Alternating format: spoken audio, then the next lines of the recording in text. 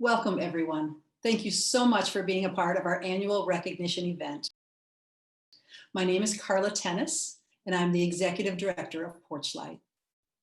I know many of you are longtime volunteers and supporters of Porchlight, but for those of you who are new, Porchlight is the largest provider of affordable housing and services to persons who are homeless in Madison.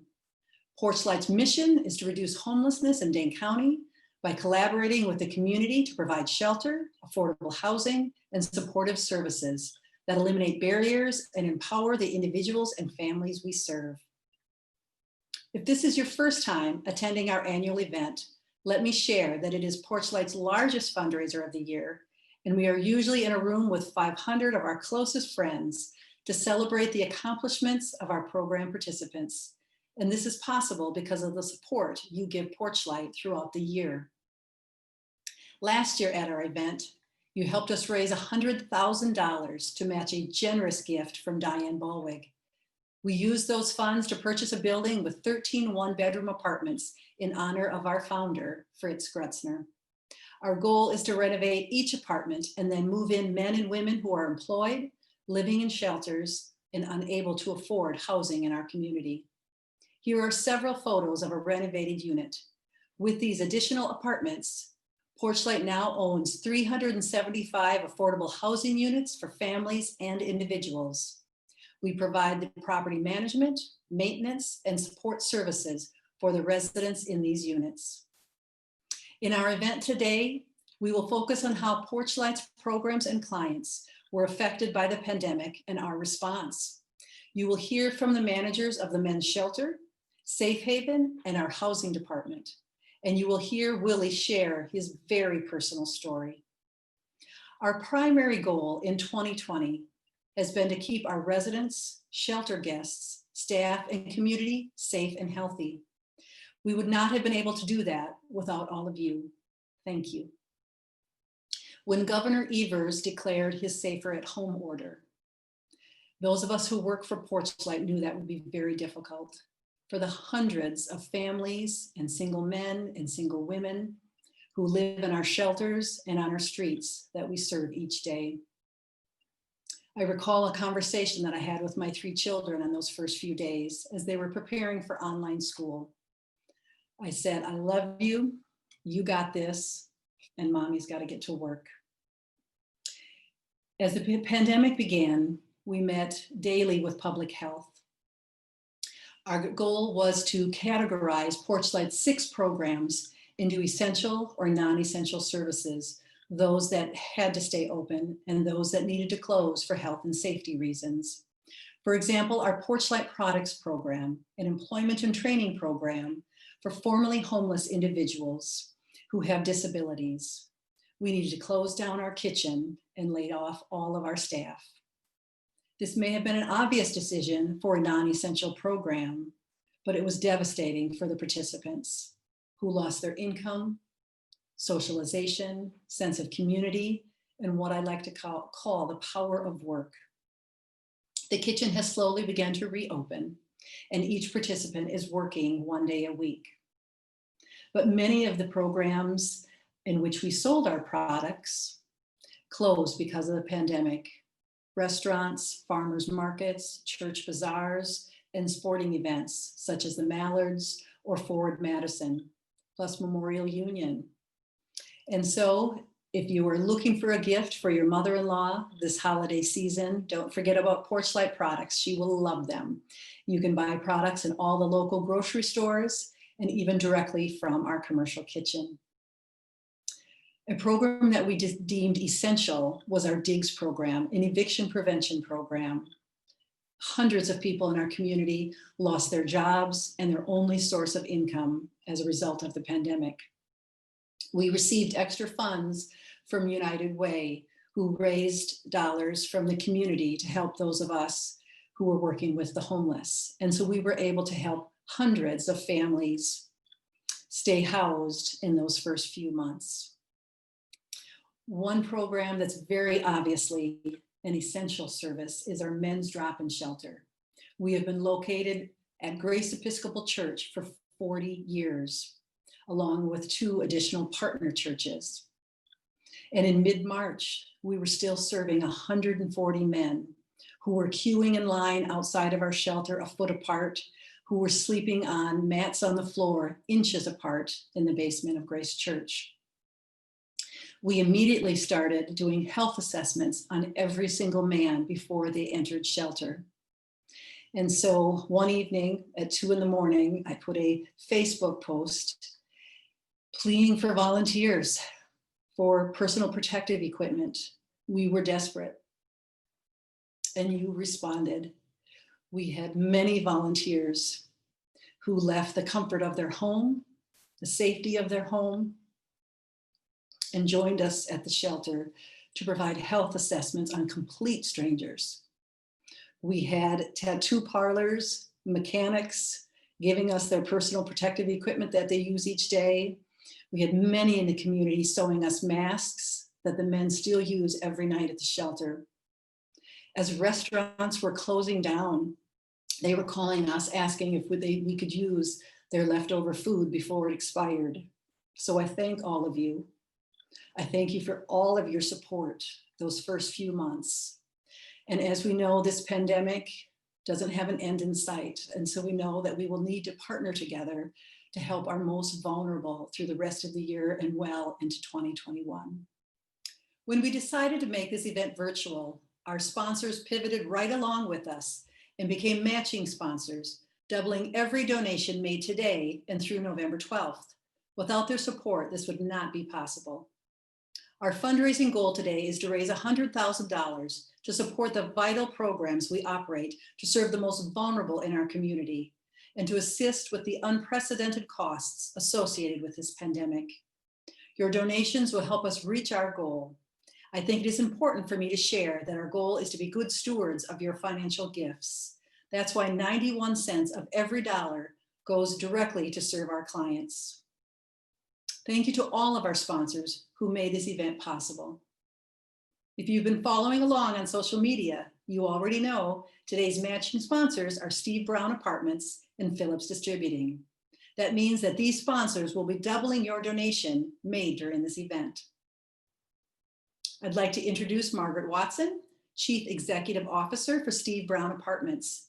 They have been longtime supporters of Porchlight and hold a golf fundraiser for us every spring. She will share with us why it's important to support community organizations like Porchlight.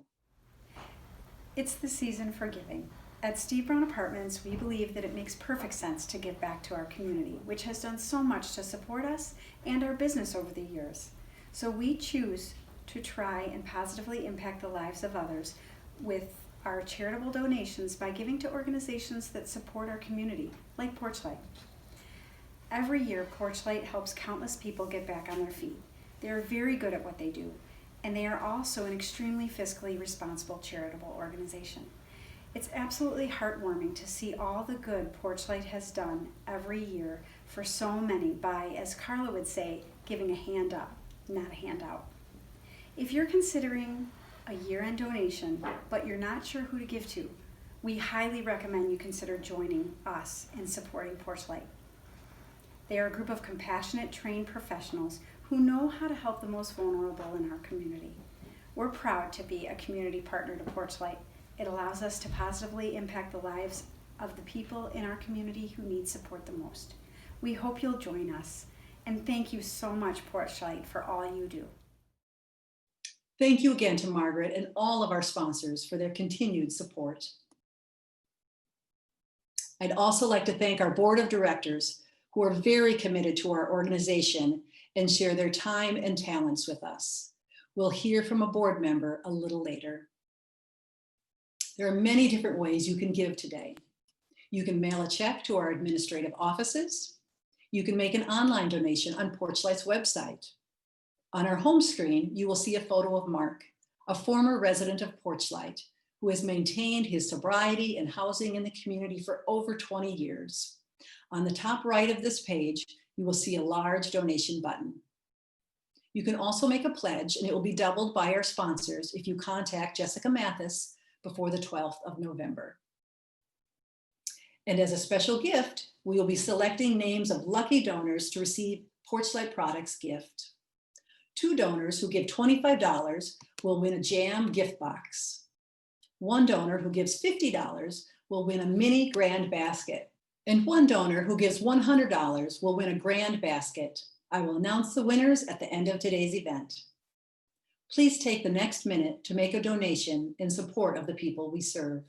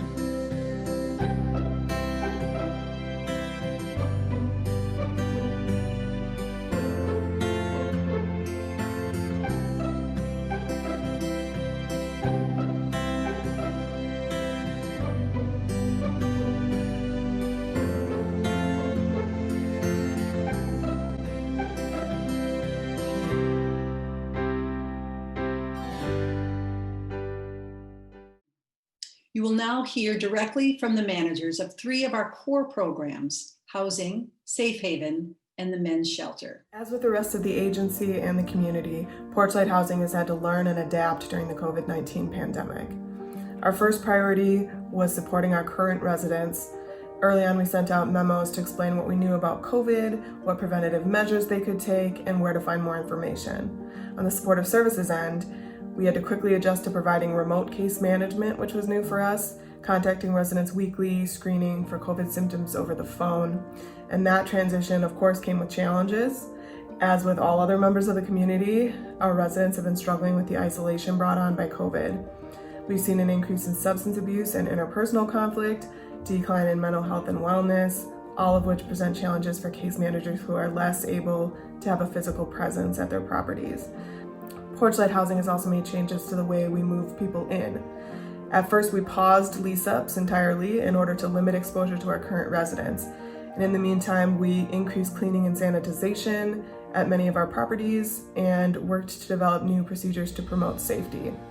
That included moving lease-up appointments to our big dining room and installing a plexiglass barrier. We ensured staff had appropriate PPE and provided cloth masks to housing applicants.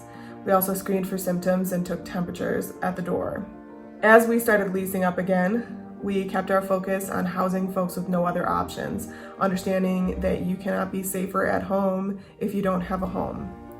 We continue to accept folks off of the coordinated entry list. We also prioritize folks in congregate and non-congregate shelter, folks from our Warner Park emergency site, as well as folks sheltered in vulnerable population hotels. This pandemic has really shined a light on the importance of housing as the primary solution to both homelessness and COVID. We want to give a huge thank you to our staff who has been tirelessly adapting during this pandemic in order to continue serving our residents and guests. And a shout out to all of our donors who have supported us financially and have donated items and PPE during this time. Thank you all so much. The COVID-19 outbreak had forced us to make a lot of changes at Safe Haven. Because the library and Off the Square Club had to close down, we saw an uptick in the number of intakes we were taking. We also had to shorten our hours initially. We went from being open 8:30 to 6 to being open 8:30 to 3. This was to protect staff and clients from spreading the virus. But we have since been able to reopen to 8:30 to 5. We've always prided ourselves in being a low barrier shelter. So we've allowed people that were under the influence to come and use our services. And we've also tried to limit the need to cause suspensions. When people are having a particularly bad mental health day, if they're acting out, to help them to stay so that they do not have to leave for the day. We're trying to keep everyone sheltered in this times. So we promoted health and safety for our guests by moving to a better facility at Warner Park Community Center. And it gives us access to a space that increases capacity, allows for better social distancing, and has better ventilation. Our staff and volunteers are partnered with Nurse Disrupted and Public Health screen all shelter guests for 11 symptoms consistent with COVID-19. We conduct private virtual health exams with volunteer nurses in an on-site trailer, and we also provide bi-weekly on-site COVID testing for guests and for staff. And we enforce physical distancing during the intake and food service, and basically throughout the whole time, the whole 15 hours that they are in the shelter. We alternate sleeping head to foot to make sure nobody's heads are closer than somebody else's head is more than 6 feet away.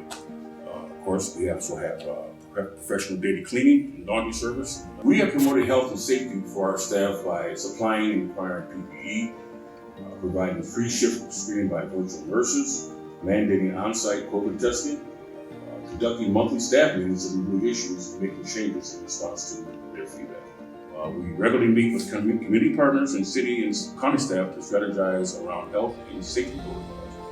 Our next further steps for the drop-in shelter include hiring additional staff needed to increase our level of service, including making the positions made possible by collaboration with the legal permit, increasing capacity of Warner Park in preparation for rising numbers as weather gets cold, and for unsheltered guests to come inside.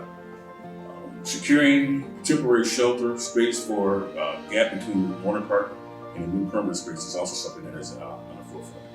We have collaborated with many community partners to provide adequate shelter during COVID, and especially want to thank these people: City of Madison, Dane County, The Beacon, Nurse Disrupted, Public Health, Madison and Dane County, Unity Point Meritor, our Porchlight volunteers, Salvation Army, Focus Constant, Grace Episcopal Church, St. John's Lutheran Church, and First United Methodist Church. It is my privilege to introduce Reverend Jonathan Grieser, Rector of Grace Episcopal Church, and Christine Thomas, Vice President of Porchlight's Board of Directors. Hi, I'm Jonathan Grieser, Rector of Grace Episcopal Church. In 1985, my predecessor, the Reverend Bill Wiedrich, had the vision and courage to lead Grace to invite a men's homeless shelter here on a one-year temporary basis. What was meant to be just a short-time experience became the core of our identity and mission over the years. Over the last 35 years, thousands of men have spent the night here. Thousands of volunteers have given of their time, their resources, their financial strength to support the shelter here. And millions of meals have been provided for men who would otherwise have spent their nights on the street. We've long known that the space we provide here and at the overflow shelters at our partners, St. John's Lutheran and First Methodist, were inadequate to the need. Our efforts toward a new purpose-built shelter had only just begun when the pandemic hit, and COVID made clear to everyone that our facilities were not just inadequate, they were unsustainable and even life-threatening. And fortunately, local government has assumed the responsibility to ensure adequate, safe shelter for homeless men. Yet the departure of the shelter leaves a vacant space in our building and at the core of our mission. There's a sadness that we can't celebrate with all of you, Porchlight, its volunteers and donors, its staff and guests, the opening of a new purpose-built shelter. A chapter in our nearly 200-year history is ending, but a new chapter will begin in the coming months as we explore with our downtown partners, First Methodist, St. John's, and Bethel Lutheran, ways that we can respond to the ongoing needs of our neighborhood. Thank you. Hi, I'm Christine Thomas. I'm the coordinator of Mount Zion's Homeless Meal Ministry. I have been the coordinator of this ministry for the past 30 to 35 years.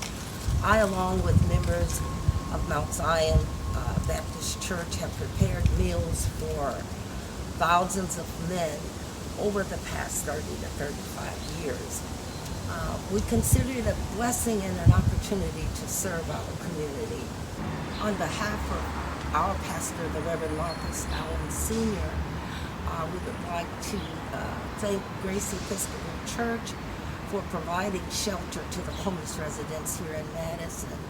It has truly been a blessing to be able to serve those residents, and we look forward to our new building and an opportunity to serve again in the future. On behalf of Porchlight and its board of directors, we'd like to thank Grace Episcopal Church. Members of Grace Episcopal Church have served as board members and have participated with all the heart that you could ever want in a volunteer. So I thank and praise God for them. We look forward to what lies ahead in the future for our homeless shelter, or for a homeless shelter. And we know that God is in control. We thank, again, Grace Episcopal for all of the collaboration they have done with not only Mount Zion, but other churches and organizations in our community. Thank you. On behalf of the staff and all of those who have sought shelter at Grace Episcopal Church for the past 40 years, we thank you for your amazing partnership. I've worked for Porchlight for almost 30 years, and one of the things that I love the most is hearing the stories of the people we serve. I'd like to introduce you to Willie, who will share part of his story with you. A journey that brought him from being a guest of the men's shelter to an employee who was able to serve and give back. I was 21 years old, and I spent 9 years in the regular Army.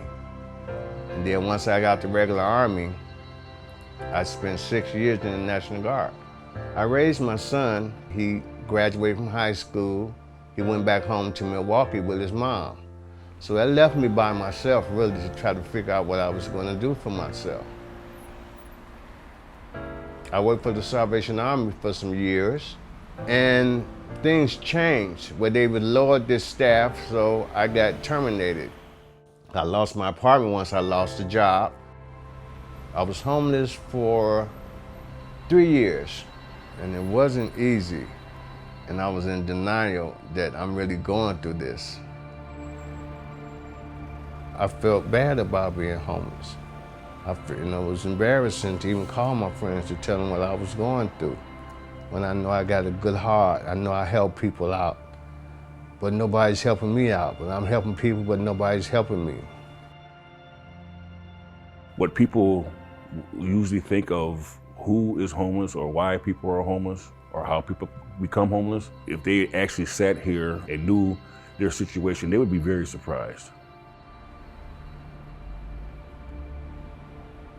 I was at the Monona Terrace, and I felt so helpless, and I almost jumped off the bridge. The more I thought about killing myself, the more the thought came where I had to think that there's a better way than what I'm trying to just end my life, because the resources have failed me, or nobody's not giving me answers fast enough. Yea, though I walk through the valley of the shadow of death, I fear no evil, for thou art with me.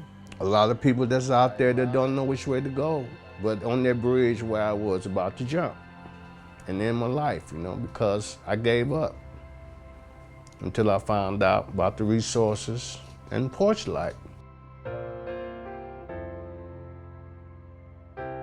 They gave me the opportunity for housing, and they gave me an opportunity to have peace of mind. And then they also gave me a job. So I work for Porchlight right now for the men's shelter.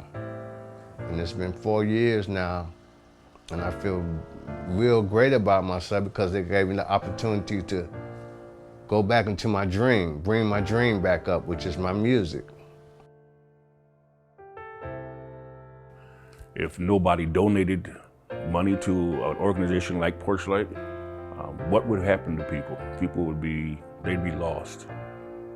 I encourage people, it doesn't take much. If more people contribute a little, it goes a long way. I think people that are homeless always deserve another chance, a second chance. That's all they ask for, because it could be their first time that they have failed. We all need each other. If you got in your heart to give, you give. I'm really grateful for Porchlight. I really am very grateful that they saved my life. They really did. I can't say it no better than that.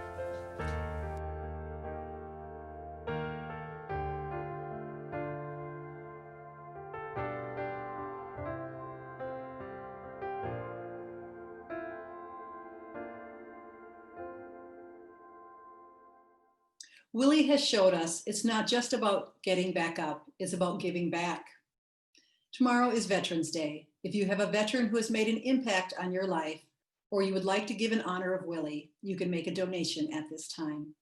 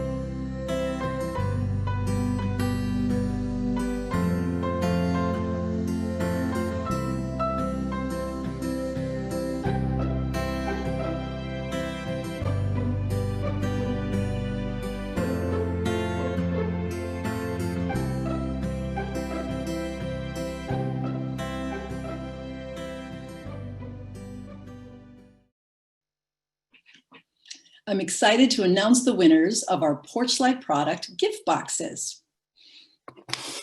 First is our jam boxes. We have 2 winners. We have strawberry rhubarb and strawberry rhubarb jam. And the winners, 2 winners, Seth Hoff and Peggy Hack. Congratulations to both of them. And then the winner of our mini basket, our mini grand basket, is Greg Reed. Greg Reed, congratulations.